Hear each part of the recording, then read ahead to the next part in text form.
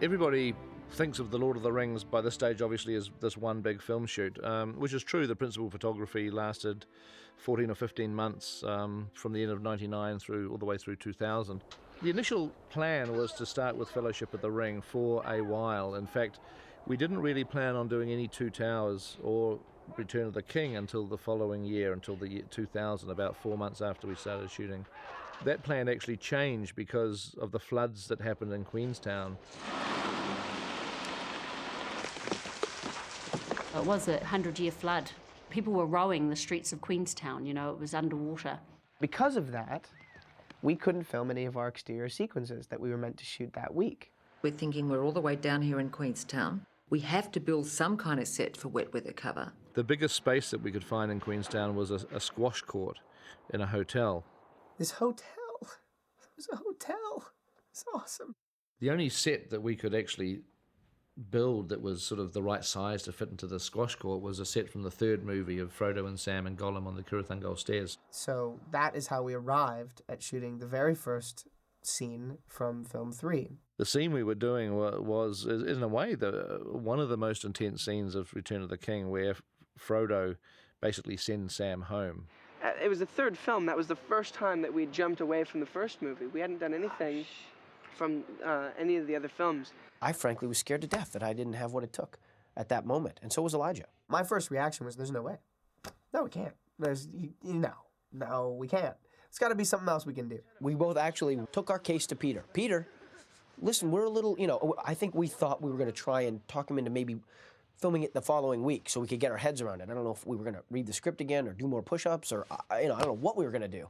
I think what's really wonderful about that is he had the utmost confidence that we would get there, that we would be able to deliver exactly what he wanted now, even though we felt like we were slightly unprepared, that ultimately we would get there.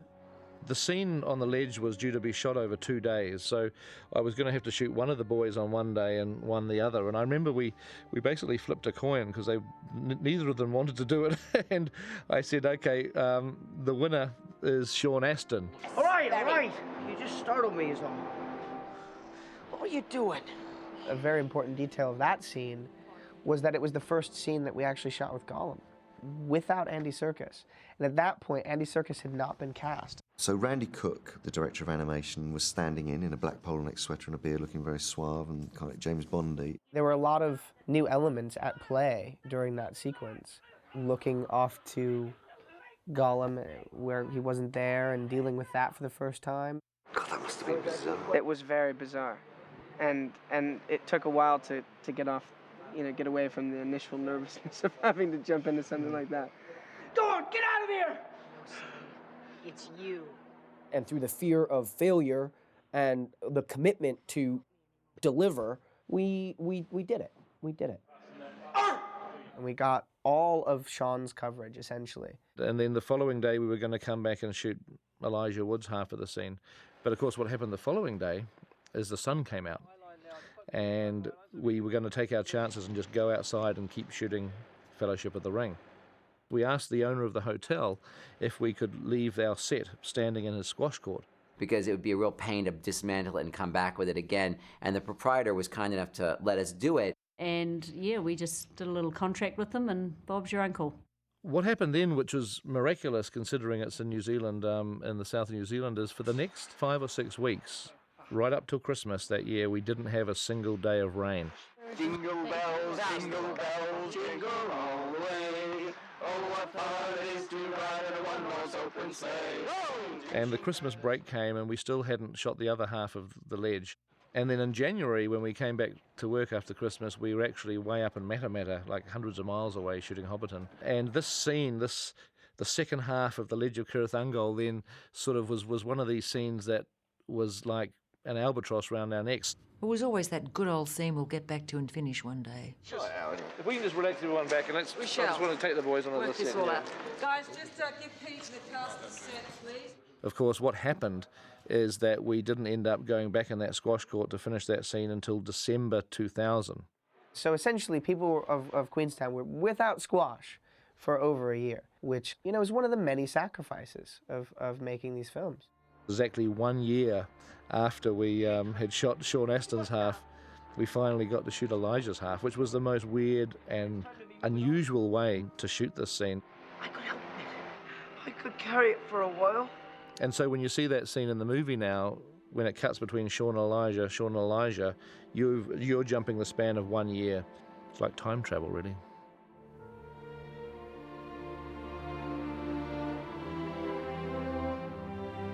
She was only the innkeeper's daughter, but she managed a pint of my ale. The Isengard scene where Merry and Pippin are eating and drinking and smoking and reverting back to their Hobbit kind of sensibilities was shot on set in Miramar at 3'6" Studios. We're pissing! Jesus! We're weeing! We're weeing together. Stand by to light those pipes.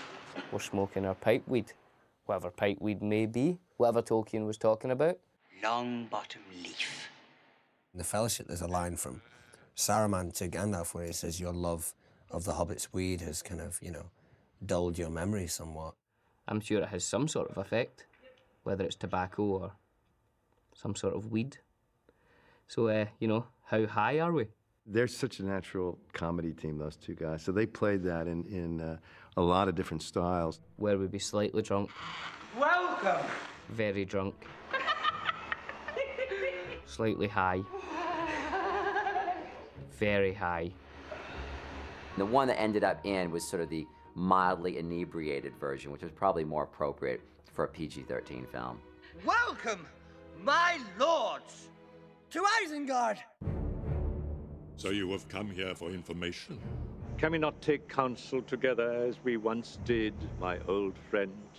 Can we not... That whole final sequence with Saruman and Gandalf and Theoden was one of these things where basically you had to shoot the Fellowship side of it at one location and the Saruman and Wormtongue side at another location. For the Fellowship, that was all part of the wet set that we'd built. Yeah, you just lift your bow up and you blast an arrow up past the camera, right?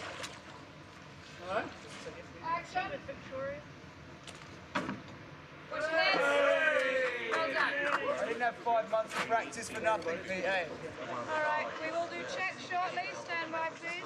The Saruman and Wormtongue part of that scene, that was actually done on the back lot back at Stone Street. Which I may say we shot in a car park. In a gale. So that was not a wind machine. Poor Christopher, there was a very high wind, I remember. And I can sympathise what it's like because I wore a very similar long white wig as Gandalf. What really helped in the shooting of that was that it was basically one of the first days that Ian McKellen was there, and he basically, along with Bernard Hill, read all the lines off camera with Christopher. Saruman, your staff is broken. Oh. So Christopher wasn't just going off of anyone, he actually had Gandalf and Theoden there. And action, You ought to see me with a 357 Magnum. I'm awesome.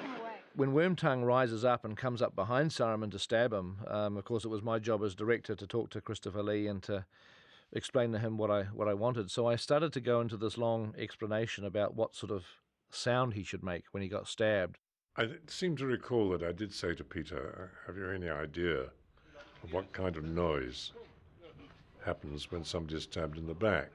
And I said, well, because I do. Oh, yeah. You see, it's not, I like that. It's because the breath's driven out of your body. He proceeded to sort of talk about some very clandestine part of World War II. He used to be in the British Secret Service, whatever they were called, the OSS. He seemed to have expert knowledge of exactly the sort of noise that they make, and so I just sort of didn't push the subject any further. I just said, well, you obviously know what to do, Christopher, so I'm sure you'll do it great, and he did. Now, when we did this, I just went like that and went out of frame, and Peter said, okay, cut. And I thought, sure, that's fine. And I thought, wait a minute, he's never said that before. Surely there must be something more. So they devised another ending for me.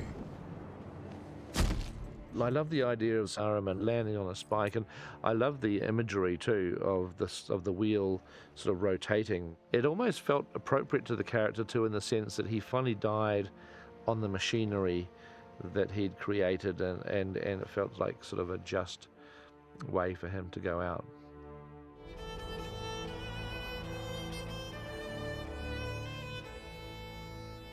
The scene we're shooting today is one in which the people of Rohan are sort of celebrating their recent victory at Helm's Deep. He wanted to have lighten the mood of the film in some places, and so we had this drinking scene.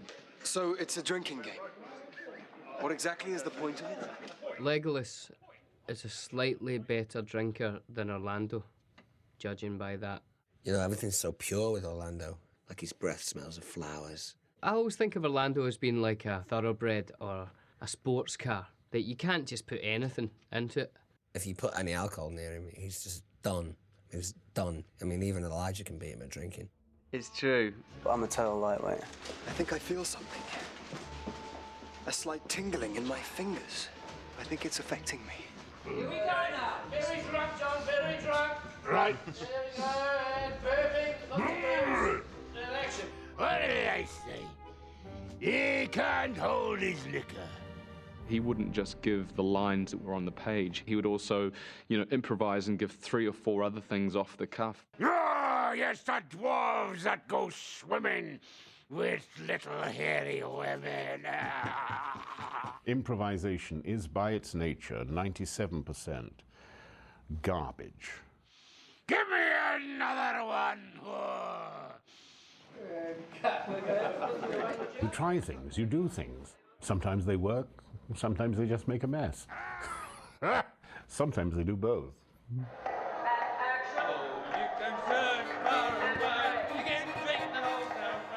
It was Fran and Philippa who wanted Merry and Pippin to have a song. I think they were great supporters of Merry and Pippin, to be honest. The kind of athletic kicks that Billy does down the table is a tribute to his girlfriend, who is a ballet dancer. She tells me when she was a young girl, just learning how to dance, they used to get them to do high kicks up and down the room. She says basically they would just be going down this room, and it just makes me laugh, the thought of all these little kids doing high kicks. Yeah? Hey, it looks good. It's cool, isn't it? It's going to be great. It's a great shot. Oh, it's good. It's a great shot. That was number 14. So we're out of here. We're on our way to Q stage to do the close-ups from this same scene. We're going to line those up before lunch. We will be shooting after lunch. Thank you, folks.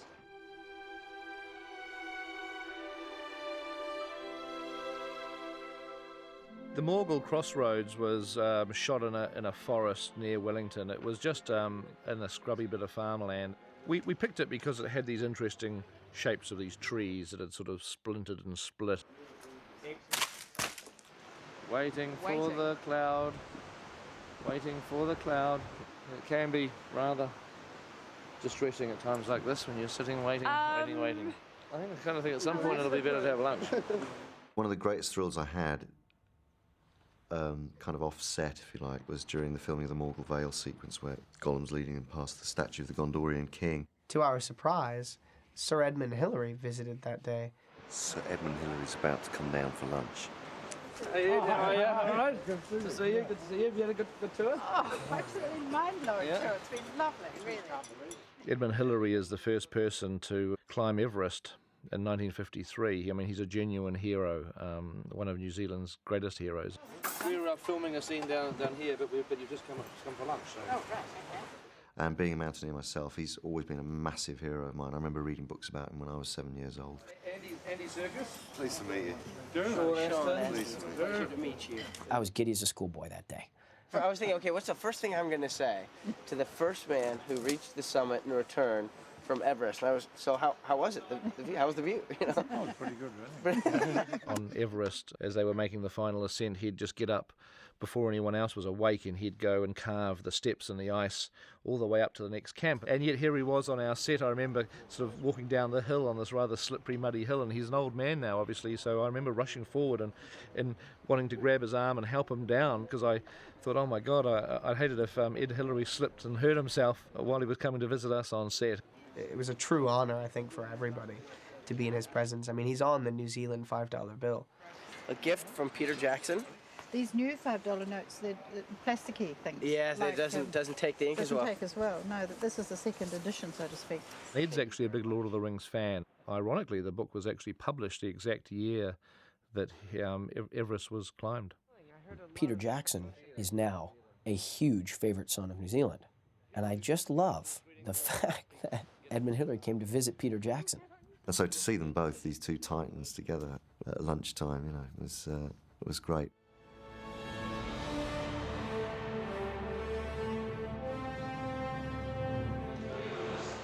He's not dead.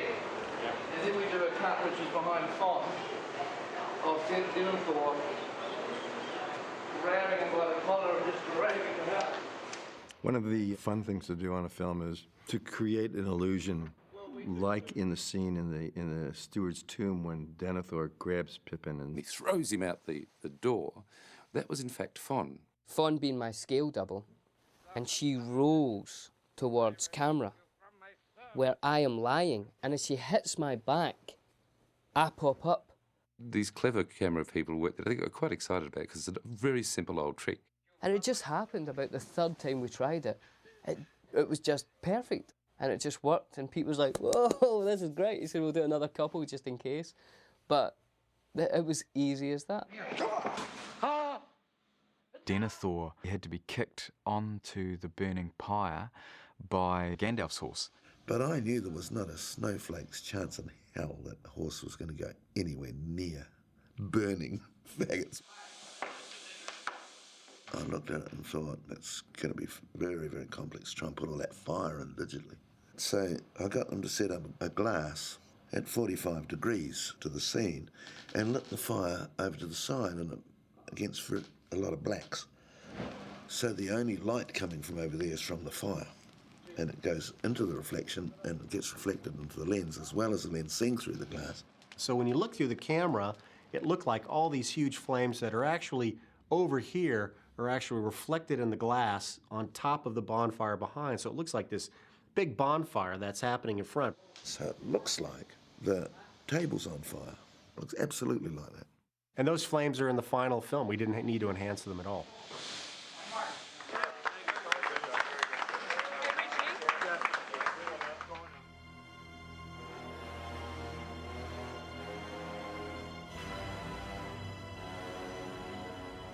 The Corsair scene, I figured out that that's probably where I should do my cameo in this particular movie.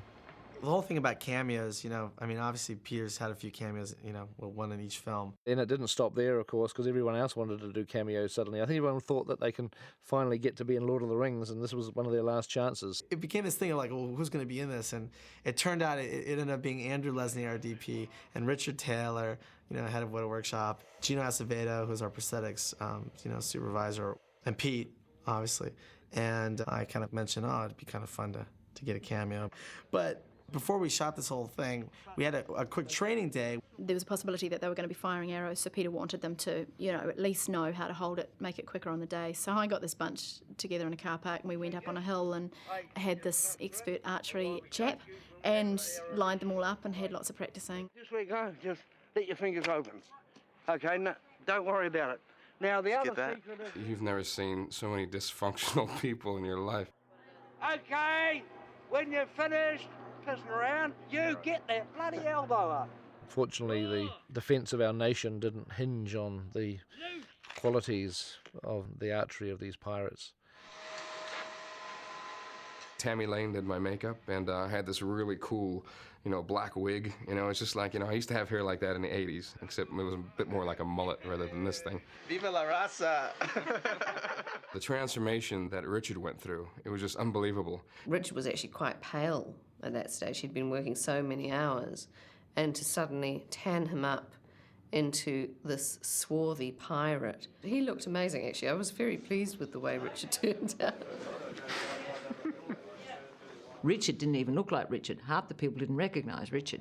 That morning, I invited Tanya and our son Samuel to set. I was thinking, gosh, where's Richard? Where's Richard? And suddenly, there he was in front of me, and I'd been looking at him the whole time and hadn't recognised him. I didn't know who it was. What they did with Peter is that they gave him all these dreadlocks. You know, so it's not every director would just, you know, would go through this kind of stuff, but he loved it. He did look pretty fantastic and very funny. But I should go on set because I gotta think about what the hell we're gonna shoot.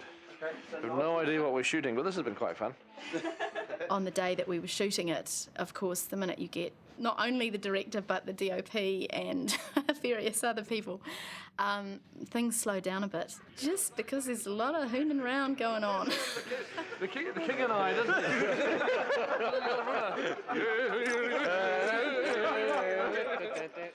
Andrew Lesney proved that he's better behind the camera being director of photography than being in front of it. Andrew was nervous, Rick Porras was nervous, and it was very funny. You seeing them behind the camera, and then all of a sudden turn around, look at the pirate ship, and see that they're all actually in front of the camera. It does make you say, "Oh my God, how are we going to get through this day?" Peter expected us in our part of the scene to just look angry. We just had to look menacing, and Gino, being Gino, was struggling with menacing. So I remember I just doing this. Pete's going, and he goes, "All right, let me go take a look." And Pete would run down from the ship, look at that, and then he'd come back and he'd be going, Gino, what are you doing with your mouth? I'm going, well, that's kind of like my fear attack kind of grin thing. He goes, it makes it look like you're smiling. Just keep your mouth shut.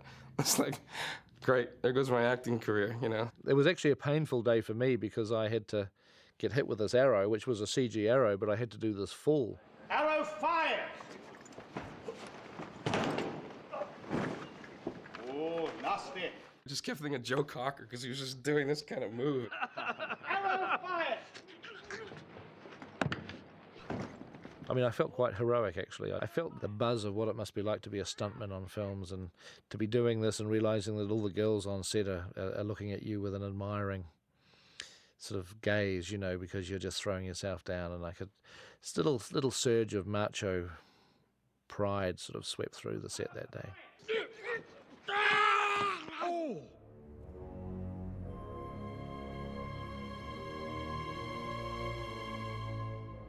Well, today, we're filming one of the seminal moments for Sam's character when I prepare to do Mortal Kombat with the Great Spider. Use the light, the spider backs away, and then swing it a leg, just swing it, swipe at it. Pete would describe what he wanted out of the scene. He would act it out. You know, you will not touch him again as a challenge. And then you could almost use the fire. Come on, let's finish it. You know, kind of make it kind of like an invitation to scrap. Come on and finish it. It's funny. One of the crew fellas came up to me and said, "I bet this is going to look great when it's all done." And I said, "Yeah." He said, "But you can't really see the spider." And I just looked at him dead serious and said, "Well, I see it. I see the spider."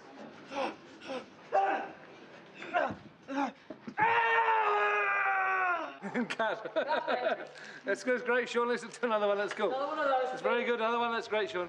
There's a shot of Shelob coiling up Frodo in the web, and Sam's arm comes into the frame. It's like a gunslinger shot, a sort of a Clint Eastwood sort of, you know, hand slides into the side of frame. That arm, I wasn't there the day they filmed that shot. We had a stunt guy dressed up in the Sam shirt, and I was watching them filming this on the monitor on my set where I was shooting, and I was just watching it over and over again. It just wasn't looking right. So I jumped on my bicycle and I bicycled this half mile across Stone Street, leapt off the bike, ran into the stage. I kind of like threw off my shirt. I got Sam's shirt on. I grabbed the sword, and I just said, "Roll camera." So the first entry of Sam in that Shelob scene saving Frodo was actually me. It's my arm. Cut. I love it. I love that it's Pete. Pete is Sam at that moment. Sam is Pete. Elijah is totally enmeshed in his performance. It's like the world's largest condom. Elijah had to get wrapped up in this stuff, and he had to spend like all day in it. I don't know how he went to the toilet, but he couldn't go to the toilet. Couldn't even scratch his nose. They wrapped him up in that cocoon. It was rubbery and it was tight, and I don't think he could have gotten himself out of it. And he just, waited and knew that they'd cut him out, eventually. And wow. Sean thought it was incredibly frightening and claustrophobic, and thought, you know, there's no way that I could have ever been wrapped up in web and felt comfortable. Surprisingly, it's really comfortable. I don't think I'd want to be in it all day, though. Wake up! He's reputed to be one of the world's great staring contest champions. I guess I do have a strong ability to stare. He's got these big, beautiful eyes, but he can't see 2 feet in front of him in broad daylight. The great irony of Elijah is he has the biggest, bluest eyes in the world, actually, and they don't work very well. Well, my theory was that when he was a baby, because obviously you can't test a baby for how bad their eyes are, for the first couple of years he was just like this, you know, trying to focus on everything and bring his world into view, that it just stayed like that, you know. So as he grew up, his eyes just stayed at this constant state of surprisement, you know. What do I do now? What do I do? Now, what's going to happen when Sean lifts him up? Because I wouldn't mind, we should still roll, even if we get a bit of his eyes and stuff, we should still roll and just see what we get.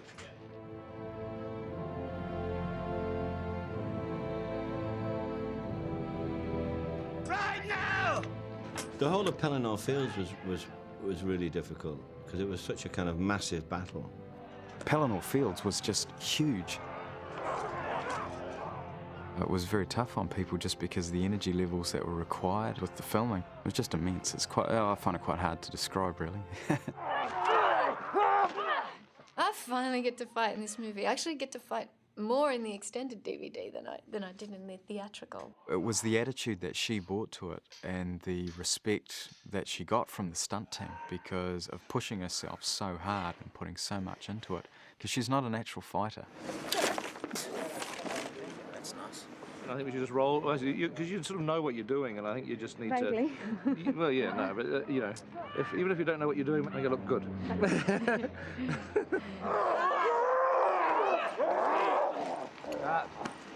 Good, should we just try one more? For luck. That was pretty good, though. That was really good, really good.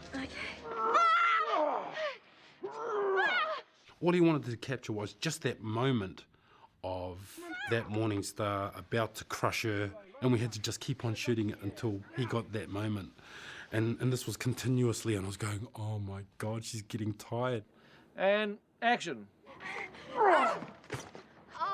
Okay, we'll just try one more. Desperate Miranda, wait. Stuck at the last minute, Miranda. That was great, Miranda. Let's just do one more and then we'll break for lunch. I was actually just sitting there crying at one stage, and I didn't even know that I was crying. It was one of those things of being so kind of shell-shocked by the whole experience, that just sort of sitting there and then realising that I had tears running down my face. Sorry, Miranda, we'll just do one. Actually, Richard? Yes? Just flick on to 12 frames a second now. We'll do a 12 frame a second variation. I was feeling really sorry for her, and I was going, cut now. And he finally yelled, cut, and she was knackered. All right, great. That was a great day. Thank you. Just remember, pain is temporary, film is forever. But it's all worth it. It's all worth it in the end.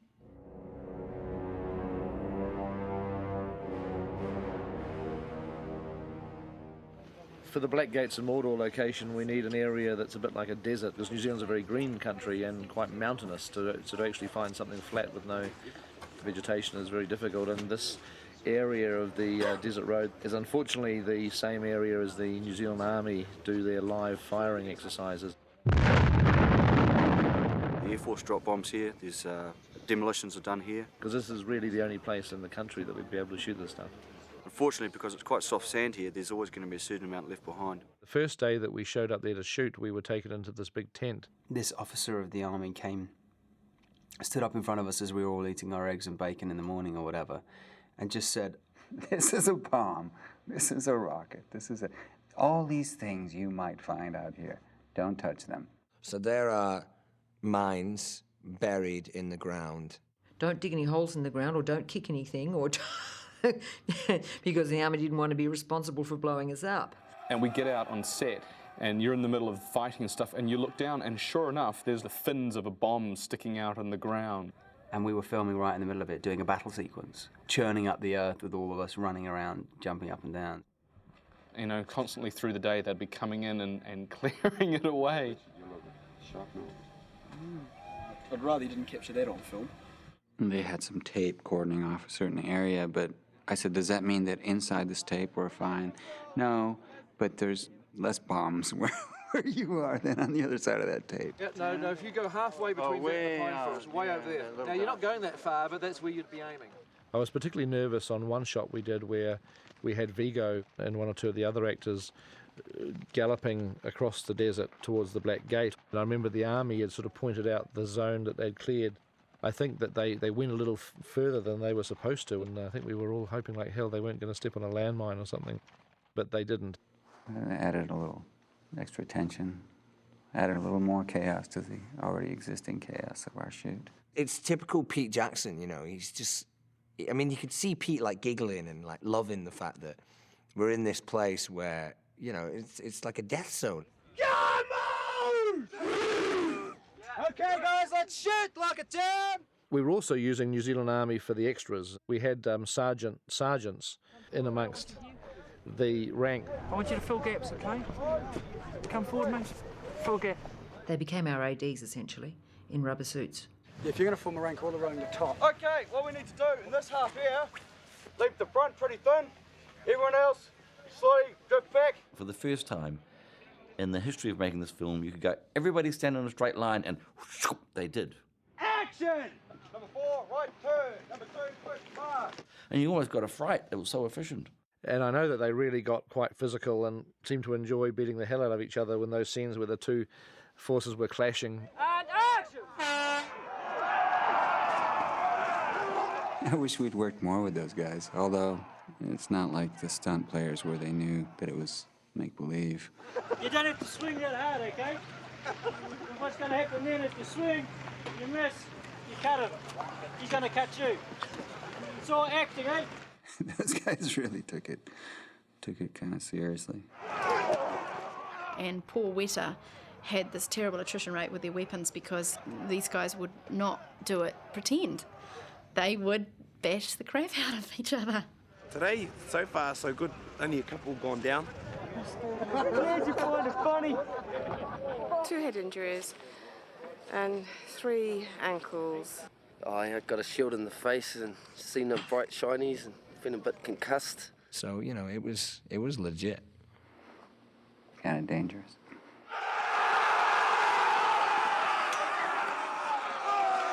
In Pete's fight sequences, you get a sense of mayhem. And it's just bedlam. There's just people like screaming and getting thrown around. Doing battles is like you can rehearse something, but every time you do it, something changes, and the cameras are always in different places. So this is never planned. This is chaos, organised chaos. We want it to roll on for a little bit longer so Ian can do some reactions to camera. Oh, that would have been good. Yes. Yeah. The thing that's tricky with doing all that camera work when you're right in close is the sheer physical danger of it. And I know that Andrew and some of the camera guys had to put on polo armour. To make sure that if he ever got hit by anyone that he would survive the blow. I think he liked it. I think Andrew really, really liked that. All right. I mean, you seem to get some good stuff at times. I mean you got a bit boned at one point, but it seemed to be quite busy. Yeah. For Frodo. After Aragorn, basically runs into death, the next 2 people who go are the 2 hobbits. The hobbits take off first. I love that. That's one of my favorite things about it. Billy and I just sat being so scared for Fawn, who was playing Billy's scale double, and Kieran Shah, who was playing my scale double, because these are slightly smaller stature people, and if they lose it on this very uneven ground, there's going to be 200 people running behind them who are not even going to know that they're on the floor, just trampling them to death. I kind of mentioned that to Pete, and you could just see him just rubbing his hands and just like, I know. Hey, I'm going to get a kick from Hulk for hitting me on the head with one of our weapons.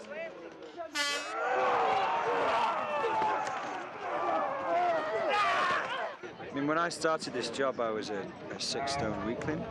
Almost an angel? Yeah, I'm a 14-stone warrior now. I mean, I could take out any one of these guys in a heartbeat. You can see the fear in their eyes when they look at you.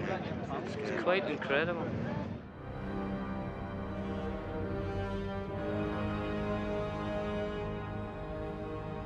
Looks quite good.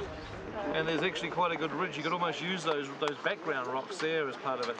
Yep. That slow crawl up the side of Mount Doom was just satisfying because you're finally at the meat of the story. You know, it's taken us a long time to get there, but this is what it's all about. Sean and I were both equally kind of nervous about approaching that moment and that scene because we knew we had something pretty serious that we had to nail. I got this sense that the whole movie and this have built towards this moment.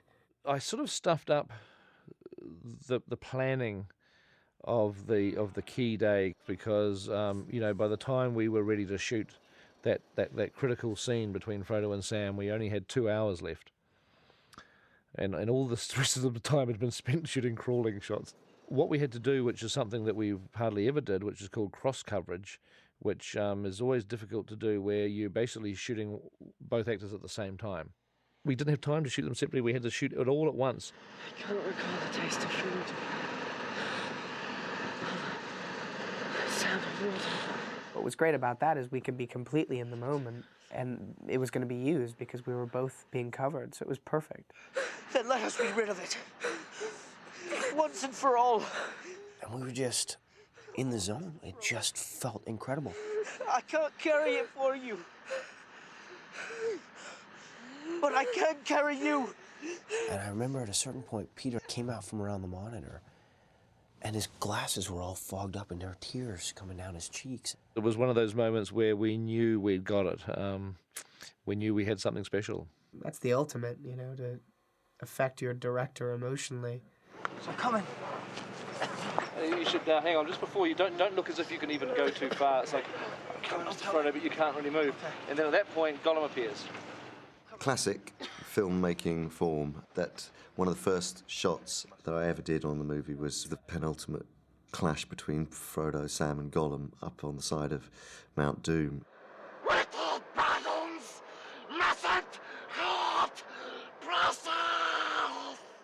That shot of Gollum just leaping onto Frodo and them tumbling down, you have to imagine that was done in this really rocky, bouldery place. Okay.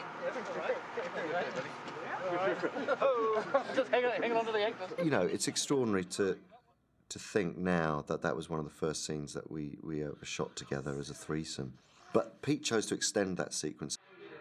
So they rebuilt that rock structure of that side of the volcano on the stage later on, and we filmed that. And rather ironically, one of the last things we ever shot was the same scene and came back to do it again, using motion capture on set at the same time. We finished that scene off. Well, today's rather special because it's the first time we're attempting to actually shoot on 35mm and shoot the motion capture at the same time. And Andy Lecter is arriving on set. On that set, I remember doing something I had tried to push for over 2 years, which was live on set motion capture, because it always occurred to me, particularly as we were getting crushed for time in delivering, that to have Peter or Fran have to direct Andy on the set and then spend the day or a week directing him again, doing the same sequence on a motion capture stage, was a total waste of their time and energy, particularly at a time when they didn't have time or energy to waste. We did a deal with the motion capture guys, which was basically, listen, if you can do it at the same time as we're shooting without holding us up one minute, then we'll be happy. The main thing that I'm sort of looking for is how much we're impacting or not impacting the normal shoot, which is one thing we don't want to do, is we don't want to come here and stop the shoot for half an hour or even 5 minutes, basically.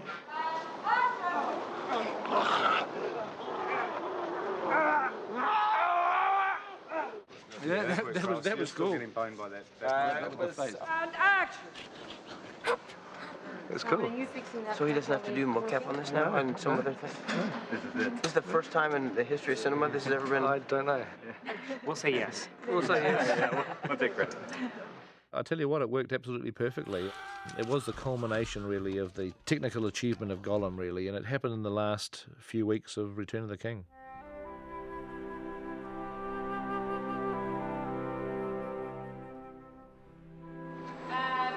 Action!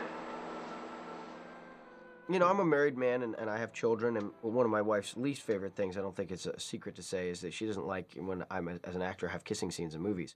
Christine and the girls would visit Sean on set quite often. I think that day, it wasn't necessarily that appropriate for them to be on set. Is Christine on set, Sean? Do we have Not to yet, throw her off? No, there's no problem. We don't have to throw her off? No problem. No, okay. She won't see the third film. And we'll tell her that we got it in one take. Don't Okay. worry. We'll just tell the crew to kind of just say one take. It was done. So Okay. It was over. Okay. I was on the set just watching, it was kind of a happy moment. And we're cutting there, thank you. The kiss should just feel a bit more like a smacker towards the end. Okay.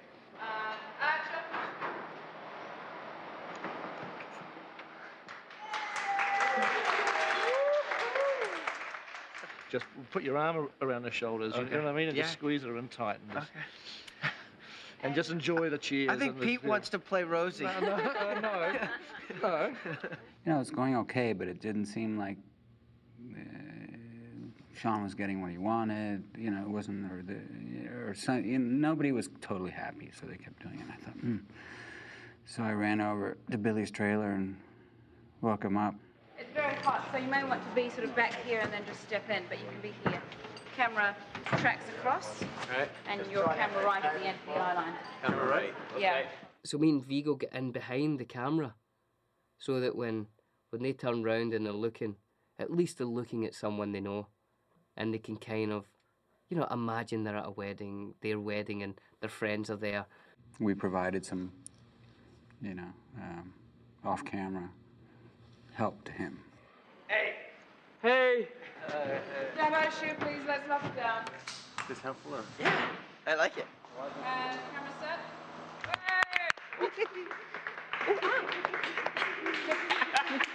And then in one of the takes, they turn round and I'm like, hey! And Vigo grabs me and kisses me hard in the mouth. I mean, like I've never been kissed from man or woman. And by God, I saw stars.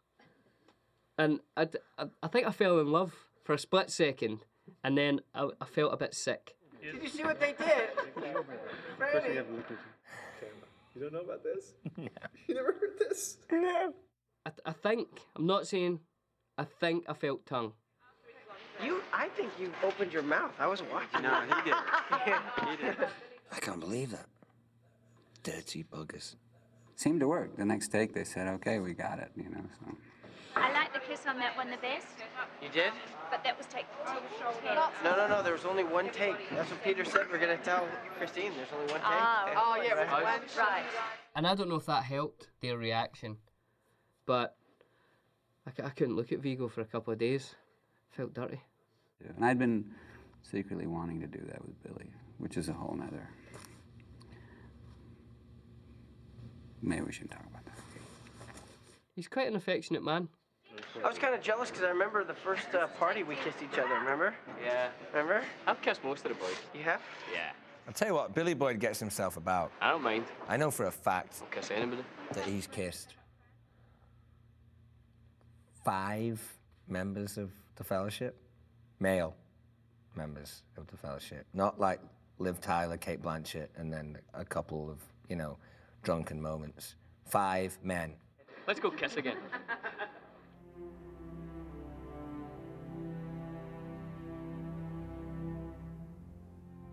I will not say do not weep, for not all tears are an evil. Well, I think we were all semi-dreading the Greyhaven sequence, and also, in a sick kind of way, looking forward to it, because as actors, to be crying all day and to be in a state is one of the ultimate places that you can go. A lot of people have said to me that must have been like the final thing you shot was the Grey Havens, was you guys saying goodbye to each other. And it wasn't. It was right in the thick of principal photography, and we had to think, what have we been through? We hadn't been to Mordor and back, So even though my mind knew that, okay, we were going to have this big experience, and this was after the big experience, I was a little uncomfortable, hoping that it would have hit the right emotional pitch. So we spent the whole day doing this scene, and basically in tears, like for the whole day. And you know, it just gives you a headache, and it's really hard to get to that emotional pitch. It is time, Frodo. But I think it was also difficult because we could imagine ourselves having to say goodbye to each other, and that was a difficult thing to accept, and that made the scene all the more emotional. So when the end of the day came, although it was a great day, it was like, oh, thank God that's over, and we've got it, and that's great. Next morning we come in, and it turns out that Sean Astin, during dinner break of the day of the Grey Havens, had went off to make a phone call or something and took his costume off. So when he came back, he forgot to put his waistcoat on, or vest, as you call it in the USA. And it didn't have the right vest on. Oh. I didn't have the right vest on. So we had to reshoot it. Can you believe that? That this scene that was just like so kind of emotional, but then you had to go back knowing what it was going to feel like, filming another whole day of that. So it was like, oh. It was one of those moments where you felt that you captured magic and you didn't know whether you could ever do it again. We were just crushed. We were just all so deflated. And I remember the three other hobbits looked at me like, we will kill you, you jerk. I mean, I felt so sorry for Sean Astin, but I was part of the witch hunt that went on.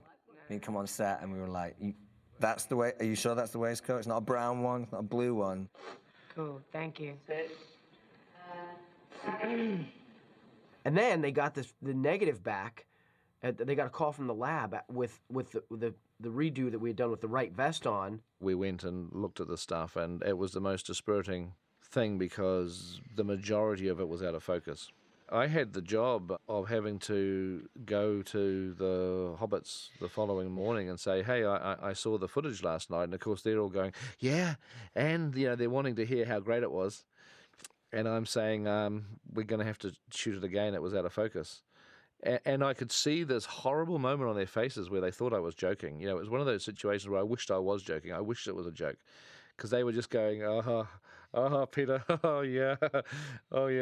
It was like Peter's trying to pull our leg again, and it was like, guys, I promise you I am not joking. This is absolutely serious. So we had to redo it again.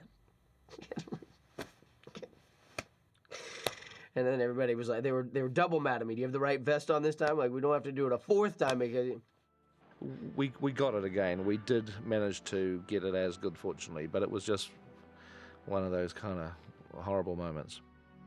If you were to say to an actor, we will give you a guaranteed get out of jail free card if you want to choose one day where you never have to do that day again, I think all four of us would have said, Grey Havens.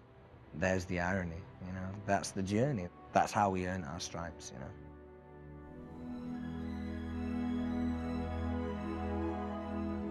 Well, I'm sort of in quite a strange place, I guess, because it's just over 24 hours to go till we finish shooting The Lord of the Rings after 14 months. And I guess at the moment, my emotions are torn in all directions. Obviously in some way it's very sad because we're saying goodbye to a lot of people. A lot of actors are finishing up their roles, and it's been the end of a very long journey. On the other hand, I'm very happy and relieved because shooting a film, whatever size the film is always a tremendous strain. There's a lot of pressure, a lot of, you just lose a lot of sleep at night. And after 14 months, I do feel like it's time to get over that and to have a bit of a break. So I'm happy, sad.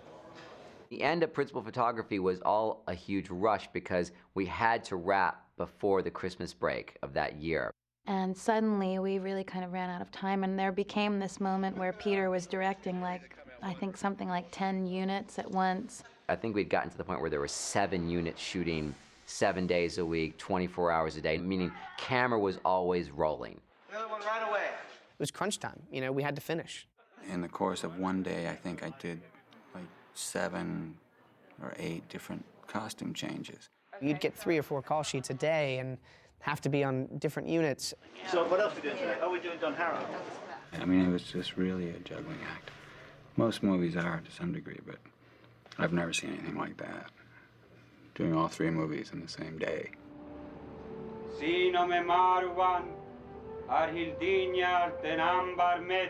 The end of Principal Photography, I was sort of excited because I was looking forward to going back to America, looking forward to going back home, and we were shooting the coronation scene. It's quite a big, scary scene because it's the end of the movie and the first time they're seeing each other again and kind of being reunited. But it was done in a really, rushed way, and for me, that day was, incredibly depressing, actually, because I was so tired, and, it was obviously a culminating moment for that character, and it was done like... How are 3 frame comes down here? Yeah, MCU. Is that fraction lower? In that moment when Viggo and I see each other for the first time and we have our kiss, and they shot Viggo's coverage, and then suddenly he was sort of whisked off, and we had a little break while they turned around onto me, and he was like halfway back to the studio because they wanted me to shoot my kiss with his stunt double. And I completely had a heart attack. I was like, what do you mean? It's my last moment in the movie. It's so important. I can't kiss his double. So they brought Viggo back, thank God, and I got to kiss Viggo. Also, when we filmed originally the coronation sequence, Elrond had a hairdo, and I don't know where this hairdo came from. Gail, my makeup and hair artist, started to sort of think, well, perhaps for this shot we'll have a little ringlet thing here or a little ringlet thing there, or perhaps for this scene, because you've got your crown on, we might have a little thing, It was pretty far out there. It actually looked quite beautiful from the back, but you never saw it from the back. It just looked slightly ridiculous from the front. My friends, you bow to no one. And Principal Photography, the last scene we filmed together was where Viggo says, "You bow to no man." And the great thing about that was that Viggo was available to do the shot. I mean, he wasn't on camera, but he came and did the shot. He fashioned his own crown because they didn't have a crown for him. So he made a crown out of paper, and in every different shot, the crown became more and more silly. And we're kind of bowing at him going, And when we finished that, they brought us a bottle of champagne each, and we popped it on set. Well, beautiful way to end it. The hobbits, 4 hobbits together. We started, first shot was the 4 hobbits on the wooded road. Last shot, 4 hobbits at the coronation. It just kind of, sort of a symmetry to it. Nobody's ever shot 3 huge movies in a row before, and I think the most interesting thing I've discovered over the last 14 months is exactly why nobody's ever done that. Now I know, and therefore I won't be doing it again. I'm looking forward to going home, very much so. The very last thing I directed as part of the principal photography of Lord of the Rings in the end of 2000 was a scene that didn't actually make it into the movie. It was a little moment, a montage moment, of Viggo putting on the sort of his new armour. It's not really armour, but it's the leather jerkin and the chainmail and things that he wears as the king. Kate and Dave are going to dress Aragorn. It was kind of like a gift to Weta and a nice acknowledgement of Weta, having 2 guys who had worked every single day, worked their asses off, getting us ready for battle, getting to have them on film, doing what they did. They were being Weta guys, putting my stuff on. Sorry, but very sorry. This film is now shut down. It's gone for far too long. It's all over. Sorry, guys. Officer, can we do one more shot, please? Maybe just one more. One. Make it snap. No, please, I beg you. 550, goodbye. Common slate, 1 pickup. Just step aside for a sec, guys, so we can check the pre-frame. Yeah, okay, good. Stepping back in, thanks. Yep. Set. Okay, fiddling with the buckles. 3, 2, 1, part. Cut, that's great. All right, that's excellent. Let's check that.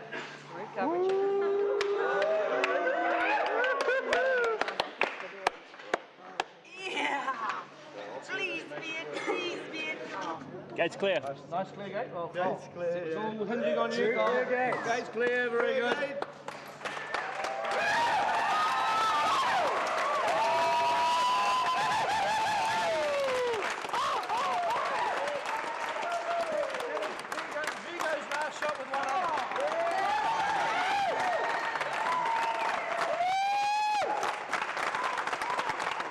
I just can't believe it's over.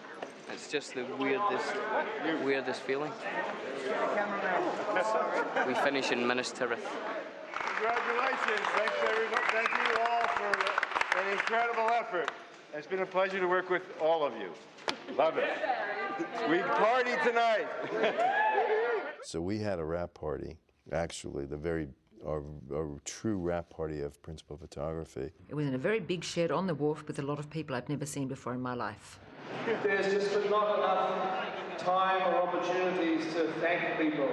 There's been so much work has happened behind the scenes, happened at all hours of the day and night, and by people that I've never even met or had a chance to talk to, who have never ever been told thank you. And so this is the only chance I can ever really have to say a huge thank you to everybody who's worked on the film.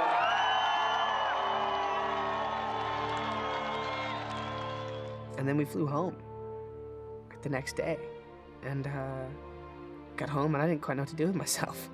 I remember saying bye to Pete and being upset and being like,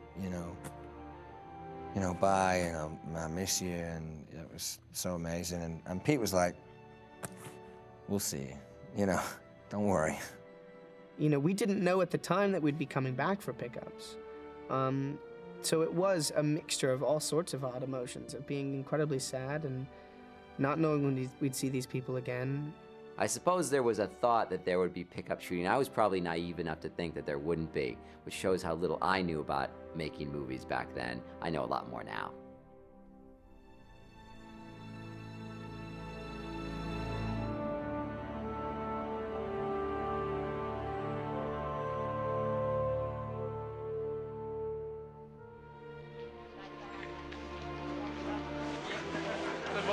Good morning. It's the beginning of the end. Well, everything is that, of course. The concept of doing pickups and, rewriting scenes and writing new scenes and shooting stuff and tweaking the films and stuff, that's obviously a tool that we've utilised as much as we possibly can in the making of these three films. We corrected scenes, we kind of fine-tuned scenes. So there were elements of the original Coronation shooting which I wasn't that happy with. 3 years almost later, we revisit the same scene, and Pete is able to take the time with it, and I was very happy. That was good. We just wanted to be a bit more joyous, a bit more cheering this time round. I also reshot the scene with him and Arwen. They come together and there's just a small kiss. But it didn't have as much joy, and I thought, well, what would I want to see? What would I want to do? I thought, well, they'd have to be formal because it's a formal occasion, but then their love for each other would just overwhelm everything, and they'd just grab each other and snog.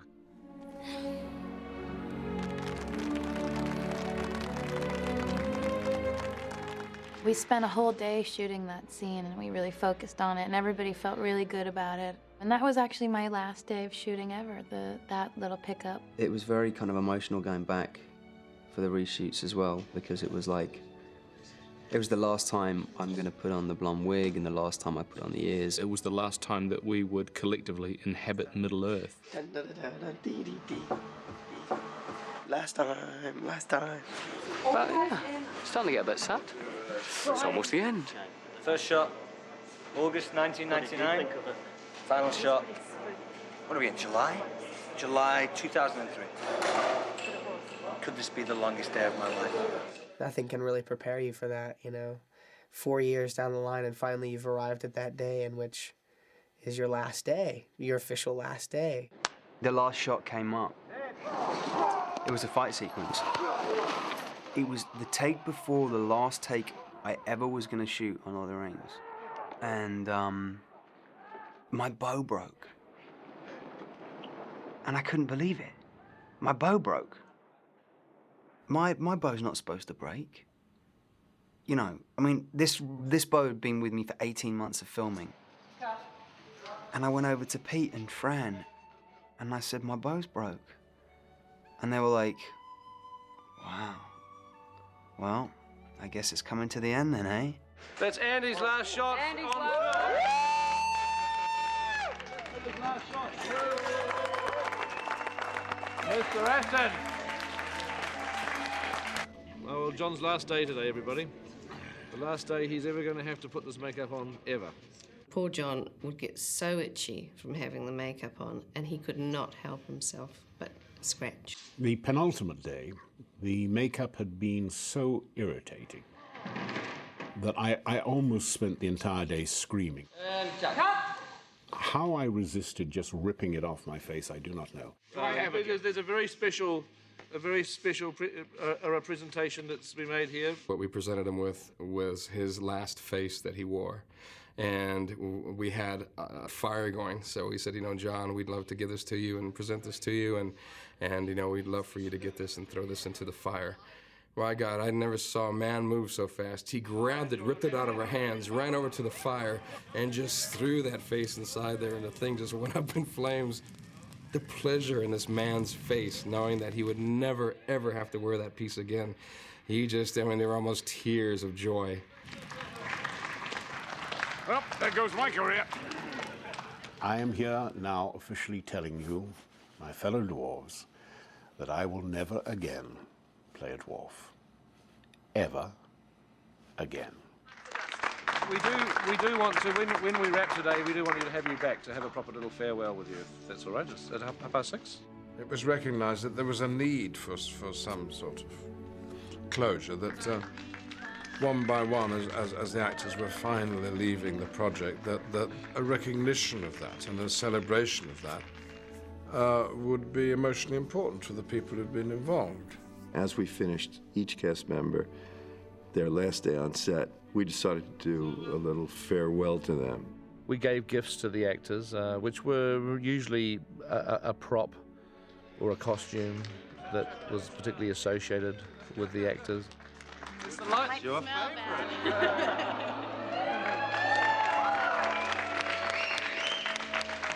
The greatest gift that was given to me was one of the rings. Precious. I think it's rather poetic that one of the two people that they gave them to were the two ring bearers in the movie. I'd always said I would really like the silver belt that I wore on a number of costumes, and then also the sword, of course. Everybody wants their sword. I got my sword, Sting, and my last pair of feet. I was given Glamdring, Gandalf's sword. Oops, stand back. I stole other artifacts. When Elijah Wood and I realized that it was our last day in Bag End, the Hobbit hole, I said to him, Elijah, you realize if we don't do it now, we won't get another chance. And so we just went around the set imagining what would be an appropriate, something that we could take that perhaps people wouldn't miss. The best gift, best souvenir is in here and in here, It's the memory of working with those people, the friendships that developed. What you have achieved is sheer magic, all of you. All of you, and I think that is the operative word, all of you. You are the greatest crew I've ever known. I'm astonished when I come back in year 4 now that I still find the same passion and dedication and love for what we do here in New Zealand. Because I'll tell you what, you don't find it in LA. Well, it's here. I end up getting really upset because I'd spent so long with those people, and because everybody had been so generous with their time and themselves, they'd given so much of themselves to all of us. Working on this film and being in New Zealand and, allowing me to be influenced by all you people and watching your kids grow up and it's just made me want to become a better person, and I can't think of a better compliment to give you guys than you've made me want to better the person that I was, and thank you very much.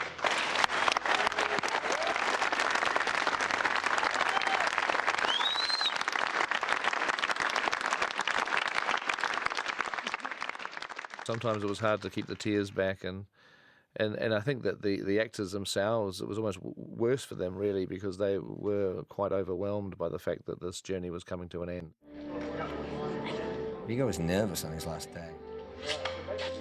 Viggo was an intensely popular guy on the whole shoot, and I think he was just starting to feel that it was a significant day for him, but also truly significant for everybody else.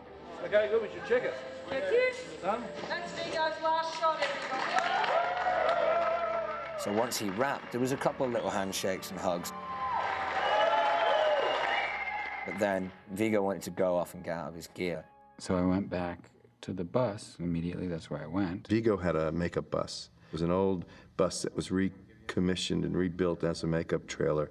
We'd been sitting on it for God knows how many years, but it had never actually moved. No one had actually sat on it while it moved.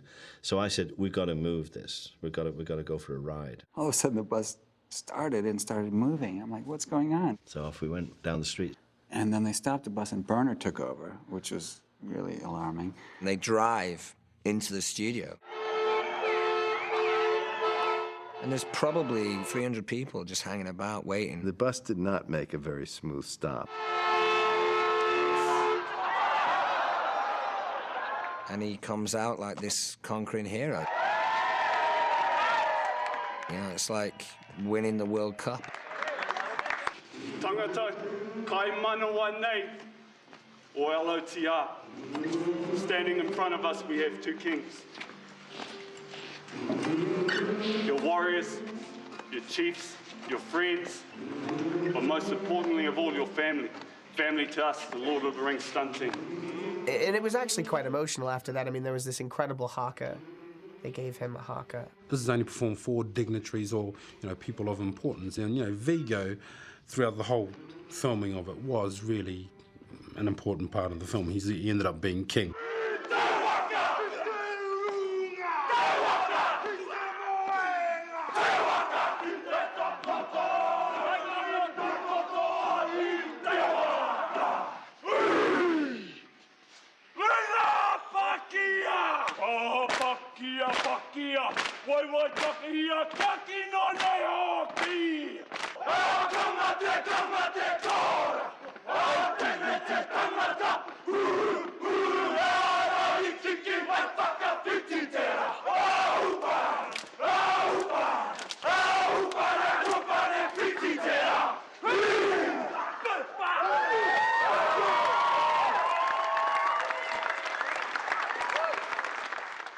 And of course, at the end of it, V goes around and does the headbutt.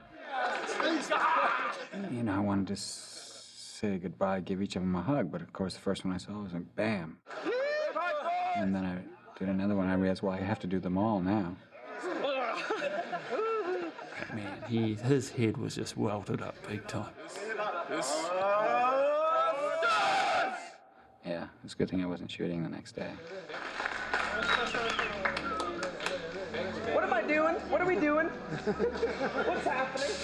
I think probably for me the toughest was Elijah. All right. Here we come for rehearsal. Frodo is really, in some respects the heart and soul of these movies, and it's his journey, it's his story. We start with Frodo and we finish with Frodo. Just give us a beat, Zoe. Don't rush it. The last shot was a pickup from Bag End when Frodo was finishing up writing his story of what he's experienced in Bilbo's book. And essentially the subtext of the scene is that Frodo knows he's going to leave and that he's going to leave the book to Sam. Oh. What is it? It's been 4 years to the day since Weathertop, Sam. It's never really healed. And one more. That's nice, Elijah. Just give us more of a sense that you're distancing yourself from Sam, that you've already made the decision, and that you've now got to cut your emotional ties with him. It was amazing because it was, it came at the perfect time for me, or not the perfect time, depending on how you look at it, because I was also preparing to leave. It was my goodbye too. Okay, we'll just keep rolling. We may as well have another crack at that. Keep it locked down. It was really quiet, you know. It had really quietened down, and everyone was there. Pete was talking really quietly. Good, and just give us a very slow, melancholy one now, even slower and more disconnected from Sam. I have this terrible requirement when I'm shooting to, if I'm happy, I say, right, we've got it, check the gate, which is normally fine, but it's a terrible thing on the last shot because I sort of don't want to say that. You got room for one more on the mag? Hey? Okay, here we go. I actually remember at the time thinking, you've got this. You got it 3 takes ago. Like, you know, they were doing it over and over again. And one more. And at the end of each take, there'd be the silence, and it was like, is Peter going to say, we've got it, check the gate, or is Peter going to ask for another take? And I think all of us really just wanted to keep doing more and more takes. One more. Here you go, and action. Looking over at Pete, and you could just see him just not wanting to stop, you know. And The Lord of the Rings by Frodo Baggins. You finished it. Not quite. There's room for a little more.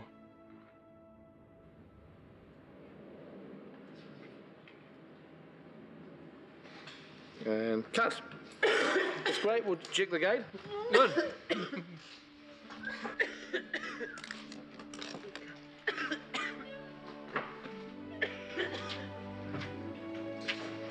Lovely last shot. Thank you, Pete. Man, I'll never forget it. It's imprinted upon my memory for the rest of my life. Burst into tears. And he just said thank you over and over again. Oh, Peter. Gate's good. Thank you. Thank you. It's been so amazing, Peter.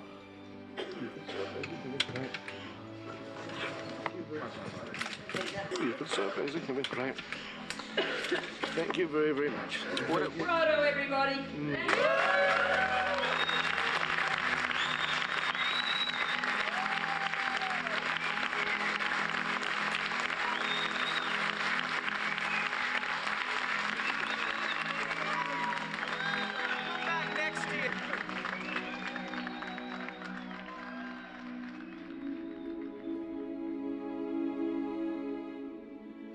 We just went through this series of farewells, and it made the pickup shooting on Return of the King very weird because it made it incredibly emotional. It shouldn't have been emotional. It should have just been straightforward. We were just shooting some scenes for the movie, but it was a 2-month period of closure and tears and hugs and it was tough. It was a weird, very, very powerful period of time. So we just said goodbye to Frodo Baggins, and it does feel like we're all off to the Grey Havens. It's the end of an era, really. So yeah, kind of another sad day. Thank you.